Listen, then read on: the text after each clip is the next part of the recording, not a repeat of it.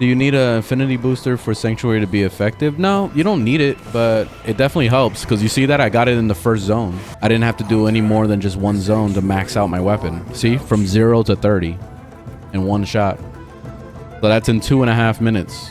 If you didn't have a booster, then that would take like 2 or 3 zones. So it just takes a little bit longer. That's it. And also it has a lot to do with how many weapons you have equipped. So like in the case of this, I only had one weapon equipped and it was only this one. So that was the one being leveled and that's it, period. So that's how you level it up fast. Also, don't use your abilities from your Warframe. Don't kill anything is what I mean. Because if you kill anything with your Warframe's ability, the XP won't go towards your weapon. So that's bad, obviously. And then the more weapons you equipped, the more XP has to be divided between all 3 weapons. So that's why I unequipped the secondary and the melee. So I can have all the XP pump into the main weapon.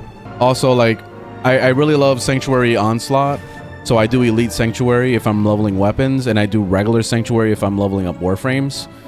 But if you don't have access to that, then I recommend just doing defense missions. Like, just do any defense mission. It doesn't matter what it is. The higher the level, the more XP will come out of it. Go to Hydron here on Sedna. Most people do that because it's higher level mobs. You see, they're level 30 through 40. So you got to keep that in mind. So if you can fight the highest level mobs possible, then that would be your best bet. And Grineer are easy to kill because you don't have to worry about shields and all that bullshit that Corpus do.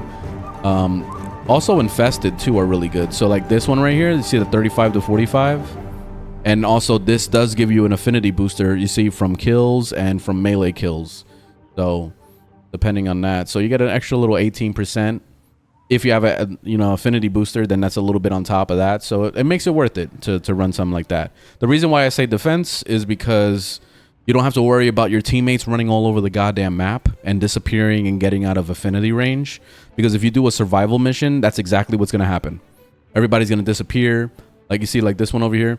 Everybody's going to disappear. They're going to run off in their own world and do their own thing by themselves. And you're not going to get any of the XP that guy is getting because you're not in affinity range. So unless you're following the key killer in the group, and the easiest way to tell is to press tab and then press stats and see who's killing the most, follow that person. And then just leech. You know, that would be the fastest way to do like a survival if you're doing that. Just make sure you just stay like you gotta pin yourself to that dude that's running around. Like if it's a Siren or some shit like that, just stay like on his ass all the fucking time. That way you can get as much XP as possible. But yeah, that would be the way to do it. It's more annoying though to do survivals like that.